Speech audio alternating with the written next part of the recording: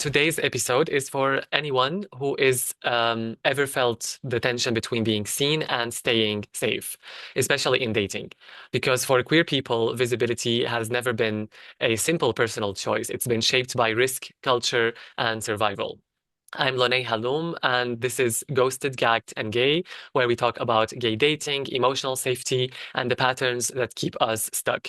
My guest today is Samuel Garza Bernstein, screenwriter, author, and playwright. He's worked as a co-showrunner and co-executive producer on the Emmy Award-winning After Forever, and he's the author of multiple acclaimed books, including a Stonewall Book Award-winning anthology. Samuel's here to talk about his new book, the first biography of legendary Hollywood star Roddy McDowall, a gay man who built a public life in an era when being out could cost you everything. We're getting into what it took to live authentically without being publicly out, how secrecy impacts intimacy, and what modern gay dating can learn from queer history. Welcome, Samuel. Thank you. Thank you so much for having me. Yeah, excited to have you here too. So, Samuel, should we dive right in? Sure. Okay.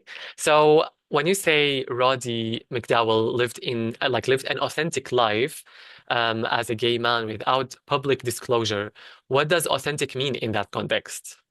Well, in Roddy's day, and he grew up as a child star, and then his work continued through the 1940s, 50s, 60s, 70s, 80s, and 90s. So we're talking a really broad uh, path through the 20th century. And for him, it meant that he lived openly with his partners, that his family, friends, and colleagues knew who was in his life. Roddy left an extensive archive at Boston University. So I was able to read thousands and thousands of letters and cards and script notes and all kinds of things. And one thing that was that made me very happy to see was the sort of normalization, if you will, of his partners in all of his correspondence. So when he was talking to studio people, network people, publicists, agents, and friends and family, they all knew who his partners were and referred to his partners in the same way that they would refer to a spouse. So, it would be like, oh, I got the funniest card from John the other day. Give him my love. He's just wonderful. I'm so glad the two of you are together.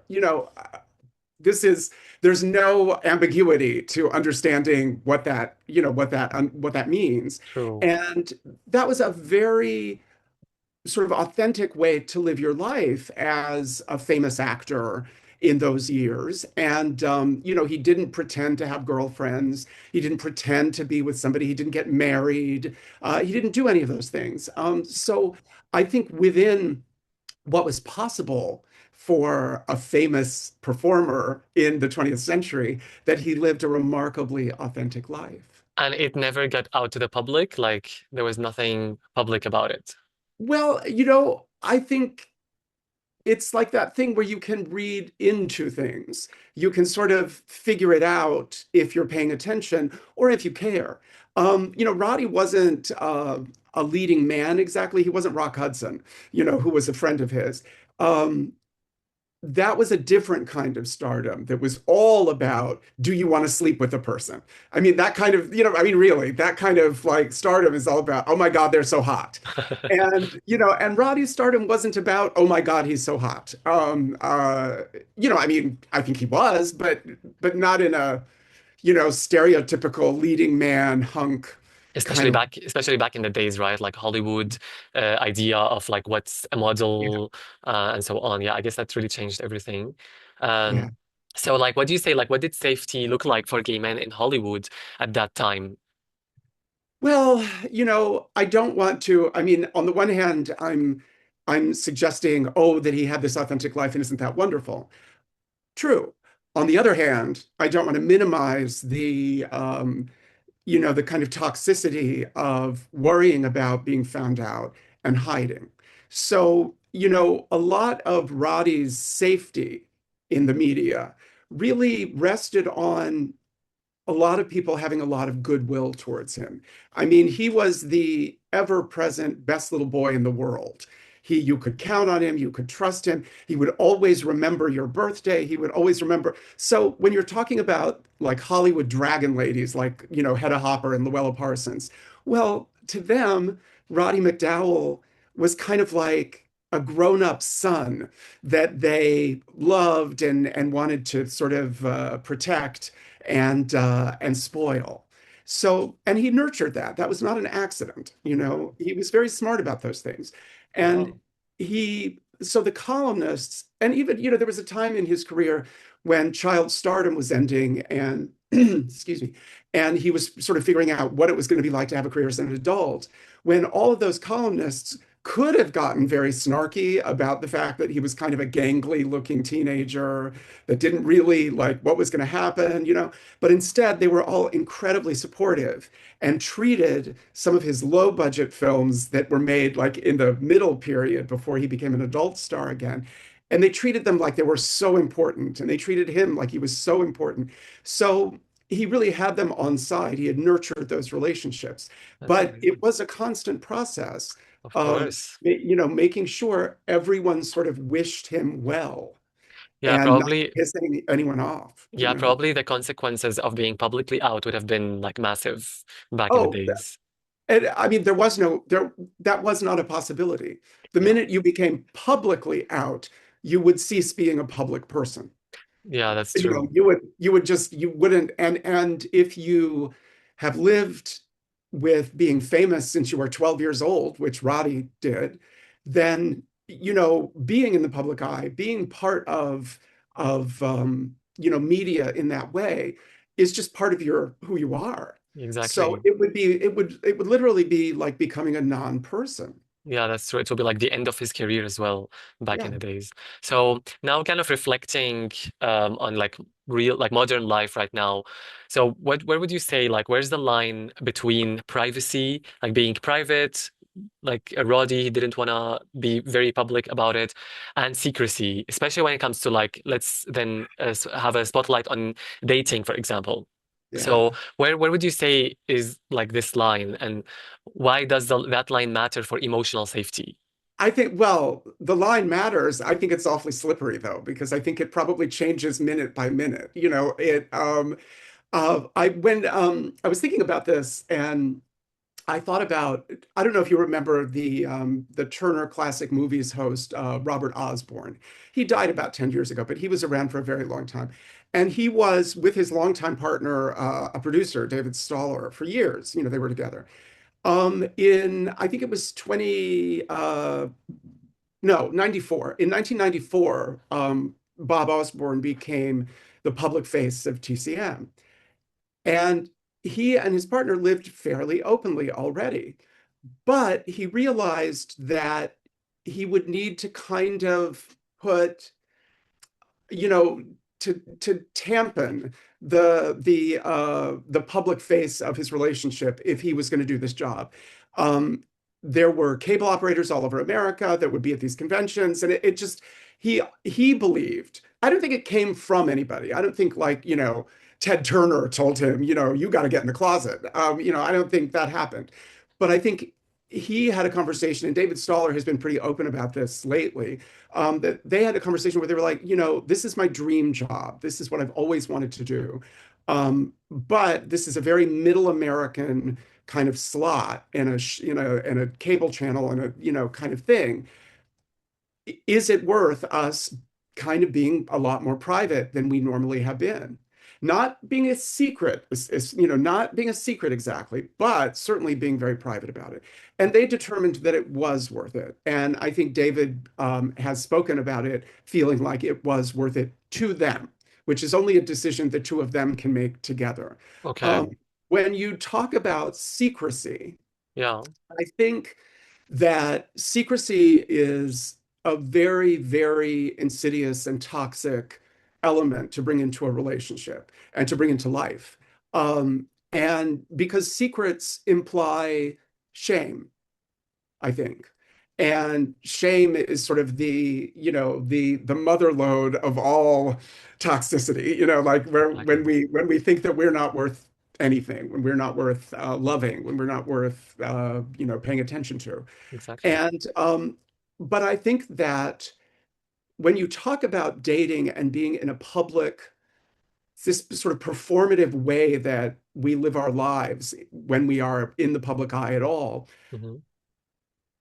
I honestly think there's not one decision that you make. I think there are 100 decisions you make, and you just keep making them over and over and over again. And then you check in with yourself and you check in with your partner. Are we like, does this feel okay? Am I okay? Are we okay? Being famous doesn't mean that you owe the blow by blow description of your relationship to the public Exactly. at all. You don't owe that to anybody. Yet it is a currency of being in the public eye that this is something we talk about now. Exactly. And, so choosing not to talk about it, I think takes great strength of character. It's so much easier to just like talk about anything, than it is to Exactly. kind of go, well, wait a minute, okay, maybe that should be private or that shouldn't be. And the issue of what is being performative comes into play just with everything. It comes into play with this interview. It comes into play with just everything that we do that That's could have a true. life publicly online. Yeah, that's very true. I think it can also be difficult to really figure out where's the line between us like protecting ourselves and us like going towards the toxic side where Yeah. this privacy becomes like part of our identity and it brings shame. So it's really important to like find out whether this privacy that we're talking about is really coming from privacy reasons or is it coming from like shame and secrecy reasons? So, for example, for listeners dating someone right now who is like private slash closeted, what are the green flags in your opinion that signal that okay, this is about safety and boundaries and it's not about like emotional unavailability or secrecy or shame? I think that this goes larger than just this green flag sort of red flag construct. I think being willing to question your own choices and decisions is really, really vital. So if I'm dating somebody and I'm like, hey, is that thing that you just did, do you think that's like about shame or do you think that's like about privacy? If that question sparks kind of indignation in the other person, well, that's a red flag. If that question sparks defensiveness, that's a red flag. If that question sparks, I don't know, let me think about it. Let me think. Well, okay, so this is this and this is this. I'm not sure. I'm not sure is usually a kind of a green flag answer in a situation like that because they're willing to think about it and engage and talk about it, and you're doing, I you're you're going to change your mind about these things. I think if you're a reasonable person. Exactly. So And I think also like if someone reacts in a defensive way, that could also be like a very red flag, right? Like, no, no, I'm not yeah, doing this, or yeah. this is Why are you asking me nonsense. that? Why Why are are you you asking? asking me that? Well, I'm just because I'm asking you. I don't know. What do you want from me? Exactly. Yeah, I mean, but I think that's true of so many things with relationships and with dating. If somebody, asks you a question, instead of thinking that you're being attacked, just try to answer the question. And, Exactly. that's a good start. Yeah. So what would you say, like, what's one sentence you wish every gay man could unlearn about love, worth, or even visibility? Every time you tell yourself it doesn't matter, Okay. I would suggest that you stop and question yourself and wonder, well, wait a minute, does it matter? So, I mean, because that can be about somebody who doesn't treat you well, or that you suspect doesn't wish you well, or that is like competitive in the wrong ways or something. And we do that all the time. We shake off our intuitive response to something where we're kind of like, oh, that rubbed me the wrong way. And then we kind of just go, it's okay, it doesn't matter. It doesn't matter. It's like it's small, it doesn't matter. It doesn't matter. What if it does matter?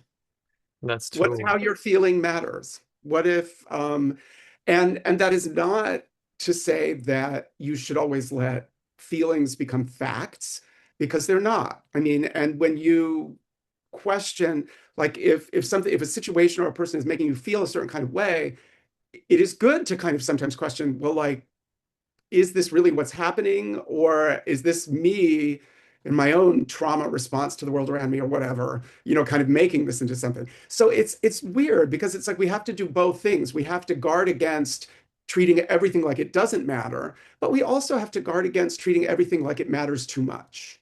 Exactly.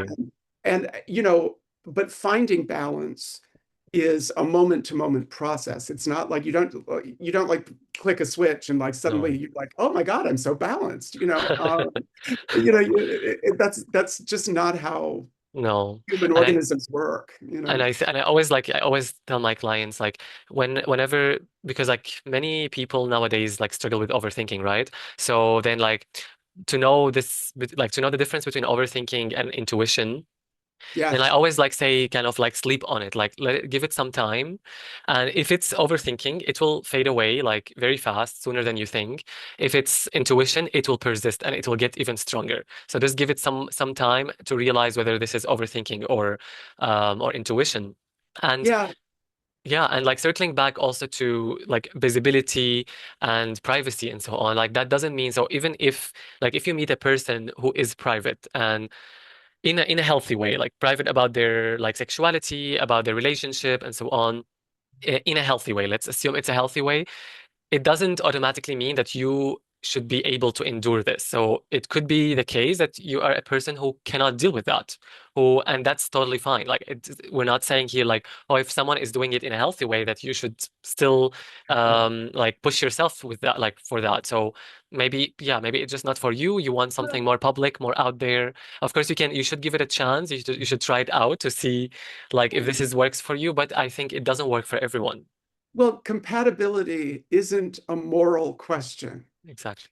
It's just compatibility. Yeah. And neither is desire, neither is attraction. Attraction is not a democratic process. It's like you either are Voting. attracted, it's like you're attracted or you're not. And I think, there are people who may be very different in how they choose to live publicly who are compatible, but maybe not, everyone. I mean, if the minute somebody shows like a public physical display of affection or something, if that makes someone, like flinch or whatever, you may not bridge that. That may just not be a bridgeable compatibility issue. Exactly. And, but you really can't force it. My husband and I have been together almost 32 years, 32 years in September. Oh, And that's amazing. um, I mean, it is remarkable. I can't believe we're this old, but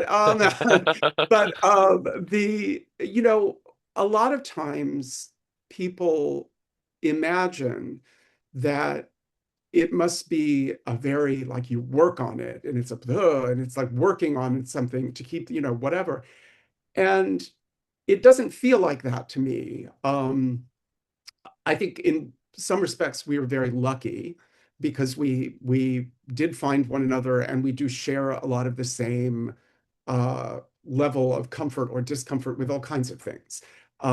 With heat, like neither one of us likes the heat, and it's very hot today. That's why I'm saying Let's that. let's switch Um, places. uh, but uh, but we've never had to force ourselves to sort of stomach something or push ourselves back or be less of who we are to make the other person feel like more. And those are all, parts of behaving together like grown-ups. Like, Children yeah. expect unconditional love, acceptance, support, and whatever, and deserve that. You should have that when you're a child. But our adult relationships, I don't think are unconditional. Not really. I think they're No. conditioned on a lot of things, Yes.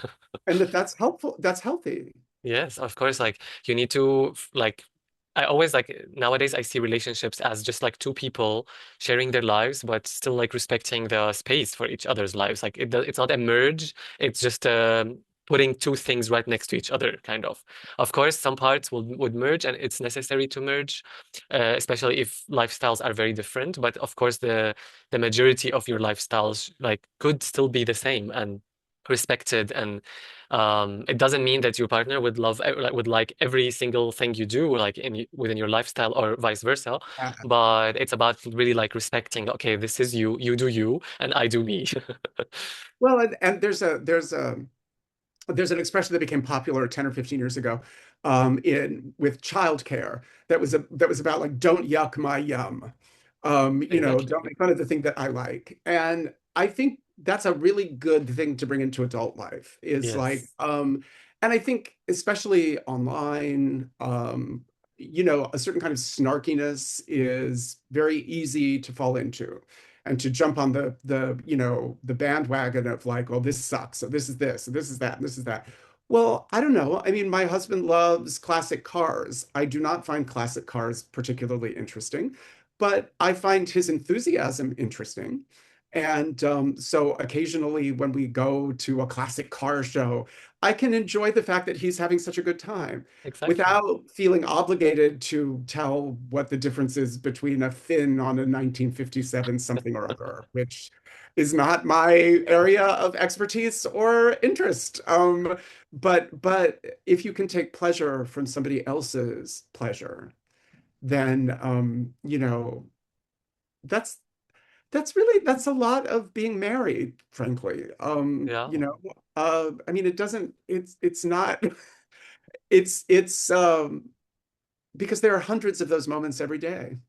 Yeah, Hundreds. exactly. It makes total sense. Um, so now let's because I think we're running out of time a little bit. So let's circle back to your book. I have some like fiery questions. So actually, Okay. for people meeting Roddy for the first time, like let's say they're listening to this and they're like, by now, who's Roddy?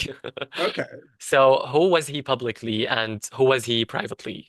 Well, publicly, he was the much beloved child star of Lassie Come Home, of How Green Was My Valley and My Friend Flicka and these things when he was a kid. Through his life, he was also in all of the Planet of the Apes movies. Well, sort of most of them, I'll put it that way. And the TV series. He was in Cleopatra. He was in Fright Night. He was in A Bug's Life, was one of his last movies. He really he was part. I mean, he made 877 appearances on television, Wow. and 120 something movies. And, I mean, just he worked and worked and worked and worked and worked. And he also was very important in helping set up the Motion Picture Television Fund Actors Home, where old actors can go live in the country outside of Los Angeles and be taken care of in their old age. And his generosity of spirit permeated his way of dealing with his work, his life, the people he loved. He was considered by many to be sort of Hollywood's best friend. He and Elizabeth Taylor were great friends. He was a close, trusted confidant of so many people and was but what I think of when I got to know him more as I was writing about him Yeah. is how this is a blueprint for a successful life. This man had to reinvent himself multiple times, which God knows we're all doing now as AI comes in. Suddenly we can't make a living doing this anymore, so we have to do something else, is reimagining how we can be a part of the world. He also navigated how you can live a public life, but still have privacy and still be somebody who could keep the confidences of your friends and your loved ones. Um, so in that way, I think he was living a very modern kind of construct of juggling public, private. Um, and also, I feel like he really made a decision early on to make sure that if he was going to be involved in something, that he was going to try to make it better, like a Mm. better experience for everyone involved. We're here having this Zoom today. In my mind, I'm thinking, you know what? I want to validate you and your listeners in your journey here today, just as I want validation for my book and the work that I do. But it matters to me that we all come away from this interchange feeling seen, respected, heard, hopefully liked, and if you bring that into all of your interactions, then even when they don't go the way that you might have hoped they would or imagined they might, you're still bringing out of it something that is nurturing and positive and will help you grow. Wow, that you put that very beautifully. And I think so. So would you say this is what you wish readers to like take away from your book? I do. I mean, look, if you're somebody who loves Hollywood history and classic film and all of that, then it's all there for you. You know, like all of the stories, all of the behind the scenes, this is how this was. This is how this life was. Yeah, But there's a bigger truth to take from that, which is that we can learn from those who came before us. And definitely. and I mean, I look at he's over my shoulder there, right, in the poster from the book cover right there. And, you know, I, it's like, it's a constant kind of reminder, show up, be present, do your best. These are not revolutionary ideas, but in the world that we're living in right now, they revolutions can happen because we do those things. They really can. I believe that. I don't know if it will overthrow certain current odious leaders of different countries, but they can't hurt, you know. Yeah, definitely. And yeah, thank you for sharing all of that and giving us like a snapshot from the book and what like the idea behind it, like what you had in mind when you're writing it. Um, so people can find your book on your website, right? Yeah, or anywhere where books are sold. I mean, it's in bookstores in America and in the UK. It's online, at all the usual sources, and uh, you can um, you can find me, anywhere online, and the social media and stuff. So yeah, I will share your links, like your social media links and Right. your website, so people can find you and find your book if they want to read more about it before they purchase. So yeah, thank you, Samuel, for being here. I really enjoyed the conversation, and I'm definitely going to look more into Rhodey's life now. I'm more intrigued, actually. Um, and yeah, thank you for being so open and so giving us like a lot of nice tips and like valuable information. Well, it's my pleasure, and I'm really fascinated by the work that you're doing. So thank you for the work you're doing. Okay, thank you very much. And for the listeners, if you enjoyed this, please support by a like, a comment, a follow, so we can keep this space available for uh, queer people to share their stories and background stories, and yeah, to keep it there. Basically, a lot of spaces are like being eliminated these days or closing for us, so that's really sad. And yeah, we try to keep our spaces open as long as possible. So yeah, and thank you for listening. And if you have a story to share, please contact me, book a call with me. I'm always open to sharing or discussing your story or listening to your story even. So until then, until next episode, please be kind to yourselves and to each other. And yeah, enjoy life as much as you could and be out there, show up as much as you could. And yeah, until next time then. Okay, bye bye, Samuel and listeners.